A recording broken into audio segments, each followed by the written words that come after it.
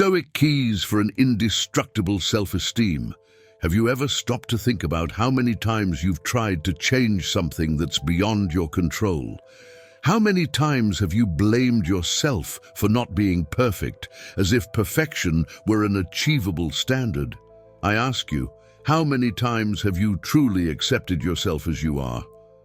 The truth is, we live in a constant battle with ourselves, trying to change things that have already happened or that we simply cannot control. But do you know what Stoicism teaches us? That we shouldn't waste our energy on what's beyond our reach. The dichotomy of control is clear. Some things are within our control, and others are not. And guess what? Accepting this difference might be the key to a lighter, more balanced life. So, why not take a step back and instead of being so hard on yourself, accept the person you are today, right here and now? With your virtues, with your challenges, with all those little characteristics that make you unique. This is self-acceptance, not as an abstract idea, but as a daily practice that frees you from the chains of perfection and allows you to focus on what truly matters, what you can do now with what's in your hands. Imagine that every criticism you direct at yourself is like an anchor pulling you to the bottom of the ocean. The more you criticize yourself, the deeper you sink. But by accepting your imperfections and focusing on what you can change, your thoughts, your attitudes, your virtues, you cut those anchors and start to float. And the feeling of freedom that comes from that? It's indescribable. What can you do today? What's within your control right now? Instead of looking back and dwelling on what could have been different, how about looking forward? How about recognizing that imperfections are part of what makes you human? And that real strength lies in accepting this with serenity. Now, I invite you to reflect. How many times have you held onto something beyond your control?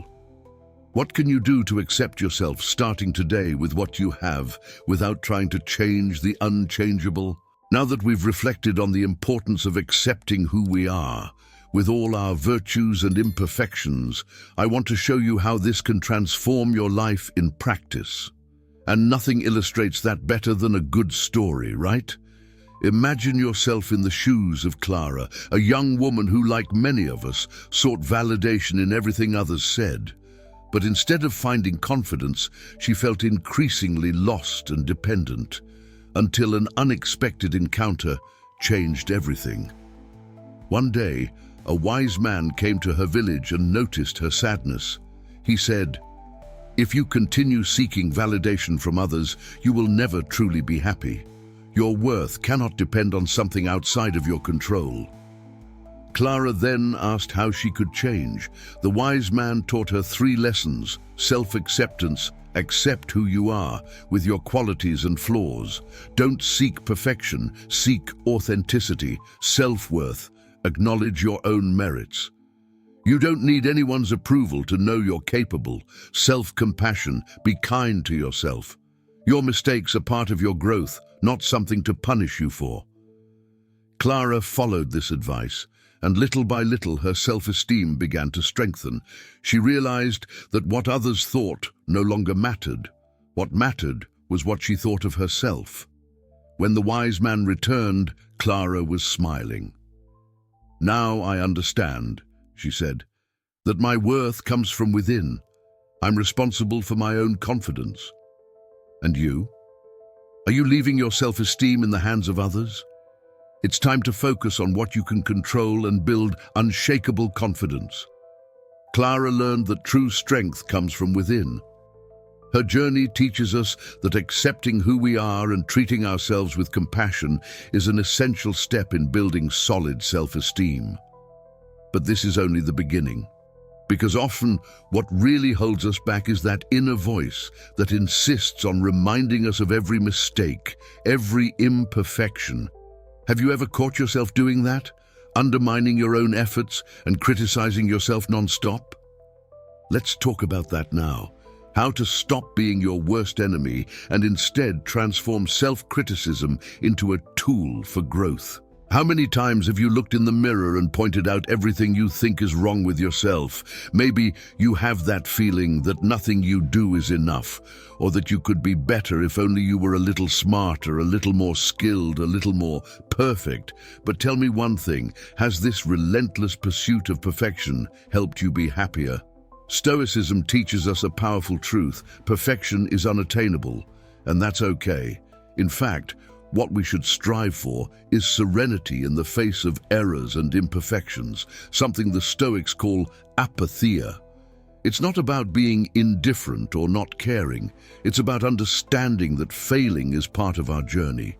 We can't change the fact that we make mistakes, but we can change how we react to those mistakes. Think about it. Every time you criticize yourself destructively, it's like adding weight to a backpack that's already heavy. Now imagine if you could take some of that weight off.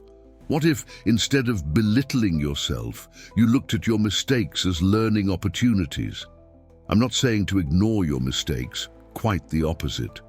It's about recognizing them without letting them define who you are. When used wisely, self-criticism is a valuable tool for growth. But it needs to be done in balance. Instead of beating yourself up over every slip, ask yourself, what can I learn from this? How can I do better next time? That's the real power of a serene mind, a mind that understands perfection is an illusion and that continuous growth is what truly matters. So now I ask you, how can you start turning that self-criticism into something constructive? How about starting today by accepting that making mistakes is part of the process, but you don't have to carry the weight of every mistake on your back? Learning to turn self-criticism into something constructive is a big step. After all, by accepting our mistakes and imperfections, we become stronger and more resilient. But there's another important piece to this journey: how we view the difficulties and obstacles that arise in our path. And here comes a crucial question. How do you face the challenges of everyday life? Is your first reaction to focus on the problem, or can you see the opportunity it brings? Now let's dive into a fundamental aspect of Stoicism, thinking positively, but not in the way you might imagine. When people talk about positive thinking, many imagine a blind optimism where everything is wonderful no matter what happens. But let's be realistic. Life isn't like that, right? In Stoicism, the focus isn't on that. The true positive thinking in the Stoic view lies in something much deeper: the ability to see virtue in any situation. You know those moments when everything seems to go wrong? The traffic that makes you late, the project that didn't go as planned, or that argument that brought you down. Stoicism invites us to look at these moments differently. Instead of lamenting what went wrong, the question you should ask is, how can I use this to become a better person? This is where the practice of reframing comes in. Every difficulty carries with it an opportunity to practice a virtue. If you're stuck in traffic and nothing seems to be moving, how about using it to train your patience? If that work project didn't turn out right, how can you develop resilience and learn from the mistake? Instead of seeking superficial optimism, Stoicism teaches us to find serenity, a calm mind that sees each obstacle as a training ground for virtue. And you know what the secret is? Serenity doesn't come from trying to control everything around us, but from accepting that there are things we cannot change. And that's okay. You don't control traffic, you don't control what others say or do, and you certainly don't control all the variables in life. But you do control your reaction, and in that reaction lies your power. Stoic thinking isn't about ignoring problems, but facing them with clarity and courage. The Stoics knew that it's not about living in a perfect world, but about having a mind prepared to deal with whatever life throws at you. True strength doesn't come from avoiding challenges, but from using them as opportunities to grow. Now I ask you, what obstacle in your life can you turn into an opportunity to practice virtue? Think about it, and let's work together on serenity, patience, and resilience, because in the end, What matters is how we choose to react. When we learn to see challenges as opportunities, we completely change our perspective on what it means to think positive. And with this new outlook, we must also reconsider our goals and expectations.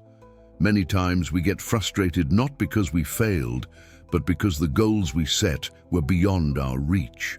How would it be if, instead of chasing external results, we focused on what we truly can control? Let's explore that now.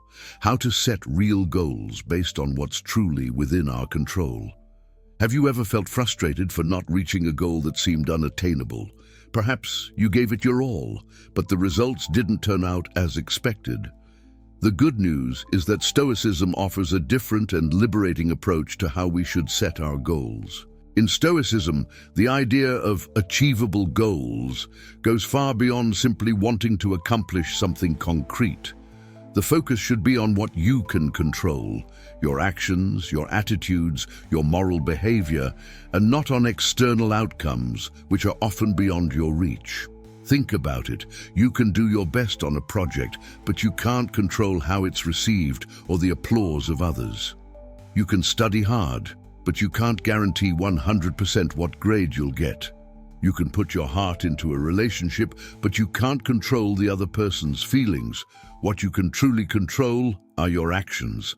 And this is where the Stoic concept of arete, moral excellence, comes in.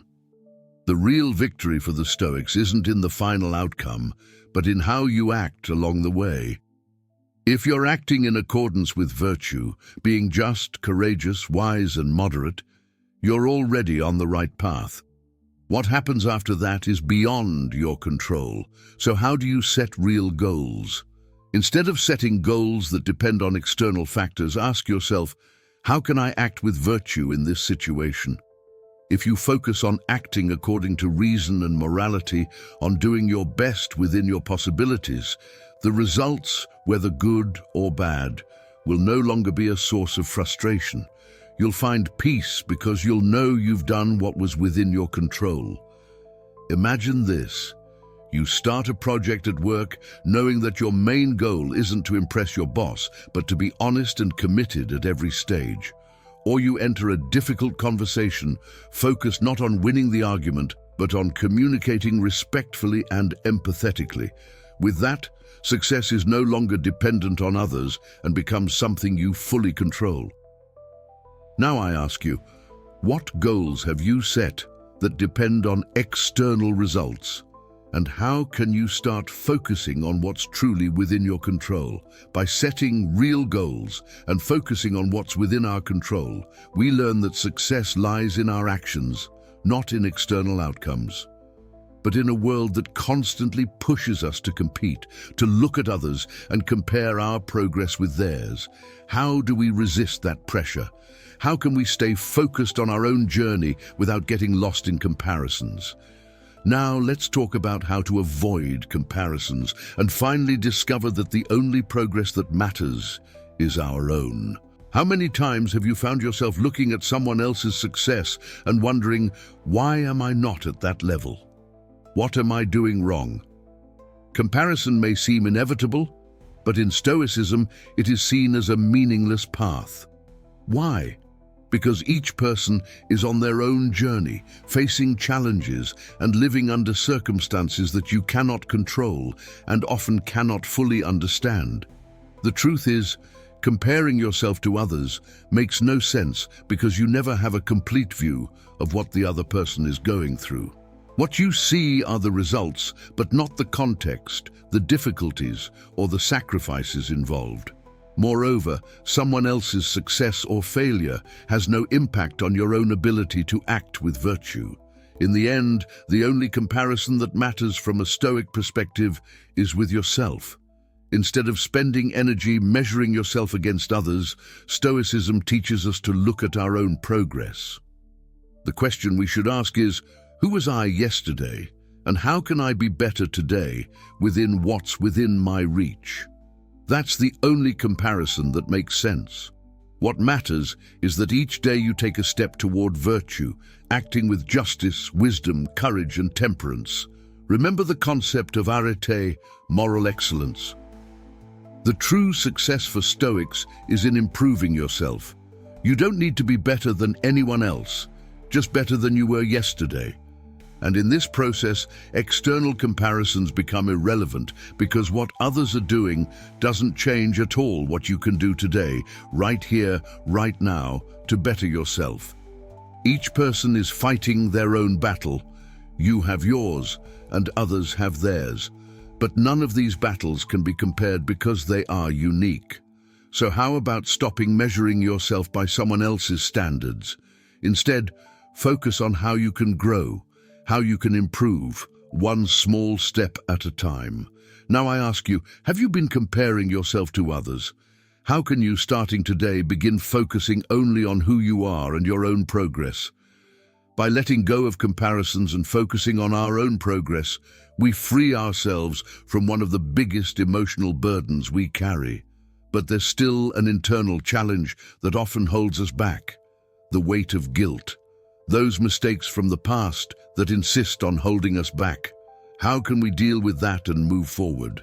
Now let's talk about forgiving yourself, one of the most liberating steps to achieving a calm and balanced mind. How many times have you found yourself stuck on a past mistake, thinking about how things could have been different if you had acted another way? For the Stoics, this is a dangerous trap. After all, what's already happened is completely beyond our control. Time doesn't go back. Actions can't be undone. So why keep punishing yourself for something that's already in the past? In Stoicism, forgiving yourself isn't an emotional act, but a practice of rationality. It's not about ignoring your mistakes, but facing them for what they are, past events that cannot be changed, but can teach you something valuable. The Stoic knows that lamenting the past is useless. What really matters is what you do from now on. Imagine that every mistake you carry is like a stone in a backpack. The more guilt you feel, the more stones are placed there. There comes a time when the backpack is so heavy that you can barely walk. But by forgiving yourself, you start to take those stones out one by one until the weight disappears and you can move forward lightly. The Stoic looks at mistakes with serenity, without dramatizing or getting stuck in guilt. Mistakes are seen as opportunities for learning. What can you do differently next time? What has this failure taught you about who you are and how you can act better in the future? These are the questions that matter because they push us toward growth instead of holding us in the past. So how about letting go of the weight of guilt and moving forward? Forgiving yourself is above all an act of wisdom. It's recognizing that what's past is no longer under your control, but that what you do from now on is. And it's here in the present that you have the chance to do better. Now I ask you, what are the stones you're still carrying? How can you today start letting them go and move forward with a lighter, clearer mind? By forgiving yourself, you free yourself from the chains of the past and create space to live more lightly and presently. But this lightness must be sustained by something essential: self-respect. Because without respect, we continue to treat ourselves harshly and unfairly. And in Stoicism, self-respect isn't a luxury, but a necessity for living with virtue and in alignment with nature. Let's talk now about what it means to treat yourself with respect and how this is a fundamental step for a full and balanced life. Respecting yourself may seem simple, but how many times do we treat ourselves unfairly, failing to give ourselves the value we truly deserve? In Stoicism, self-respect isn't an act of vanity or indulgence, but a deep recognition of who we are and our role within the universal laws of nature. Have you ever stopped to think that just like every element of nature, you are also part of something much greater? And as part of this whole, you have a responsibility to act according to reason and virtue. That's why self-respect begins when you understand that you have the power to control your thoughts and actions, and even more importantly, when you decide to treat yourself with the dignity that this requires. Self-care in the Stoic view goes far beyond moments of relaxation or pleasure. It's about living in alignment with reason, When you choose to respect yourself, you are honoring your ability to make wise choices. You are committing to act with virtue, to be just with yourself, and to treat yourself as you would a friend, with understanding and respect. Self-respect means, above all, not allowing yourself to be dominated by destructive or self-sabotaging thoughts. It's understanding that excessive criticism, self-doubt, or self-pity are barriers that prevent your true growth. By respecting yourself, you are also cultivating a healthy mind, ready to face challenges with clarity and courage. Remember, we are responsible for ourselves. And that responsibility includes recognizing our value and living in accordance with it. When we treat ourselves with respect, we strengthen our ability to act with virtue. And by doing so, we are in harmony with nature and with what we have been given most precious, our reason and our freedom of choice. Now, I ask you, how can you start treating yourself with more respect? What thoughts or actions can you change today to honor your own dignity? When we learn to treat ourselves with the respect we deserve, we begin to realize the importance of taking care not only of our actions, but also of our mind.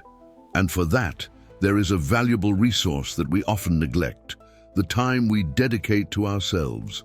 But this time isn't just for relaxing, it's an opportunity to look inward and seek the wisdom that guides us. Let's explore now the true value of dedicating time to yourself in light of Stoicism. In a world that's so fast-paced, it's easy to fall into the trap of believing that being constantly busy is synonymous with productivity. But is this constant rush really leading us in the right direction? Are we dedicating time to what really matters? Getting to know ourselves, strengthening ourselves, and growing as individuals?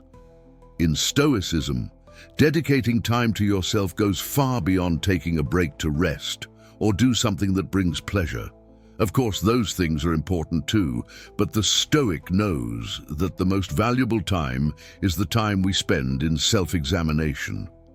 This means reflecting on our actions, thoughts, and choices, asking ourselves if we are living in accordance with virtue and reason. Whether in moments of silence, meditation, or simple daily reflection, the Stoic dedicates time to understanding their motivations, their mistakes, and their successes. It's not just about relaxing, it's about cultivating a mind focused on balance and wisdom. And you know what's amazing? The more we get to know ourselves and reflect on who we are, the clearer we become about what we truly want from life. Dedicating time to yourself also means taking care of your body and mind intentionally. The practice of activities that bring tranquility and focus, whether it's a walk outdoors, moments of reading, or even meditation, is essential to strengthen your resilience and inner peace. But the true purpose of all this is to prepare your mind for what really matters, the pursuit of virtue. The Stoic philosopher Seneca said that we should often retreat into ourselves to find time to reflect and adjust our actions. And this is not selfishness. On the contrary, it is self-care aimed not only at your well-being but your continuous growth. The more you dedicate yourself to yourself, the more prepared you will be to deal with the outside world calmly and rationally. Now I ask you, how much time have you been dedicating to yourself? Not just to rest, but to reflect, to grow. When we dedicate time to ourselves, we are investing in something much deeper than just moments of rest. We are creating space to reflect, to examine our lives attentively, and to seek personal growth. And one of the most powerful practices within Stoicism is precisely the examination of conscience. It is in this moment, at the end of the day, that we allow ourselves to look sincerely at our actions and identify where we can improve. Now let's talk about the importance of reflecting on the achievements of the day and how this daily practice can transform your life. Have you ever stopped to think about how you end your days? Maybe you just collapse into bed, exhausted, hoping that tomorrow will be better. But what if instead you reserved a few minutes to make a sincere reflection on your actions? Not to punish yourself, but to know yourself better and grow. In Stoicism, this practice is called the examination of conscience. It's an opportunity to revisit the day and ask yourself, did I act in accordance with virtue? Was I just courageous, wise, and temperate in my actions? Or did I let an opportunity to be better slip by? This reflection isn't about focusing only on your external achievements and accomplishments. It's much more about how you reacted to situations. Did you remain calm in moments of stress? When challenged, did you choose to act with courage and justice?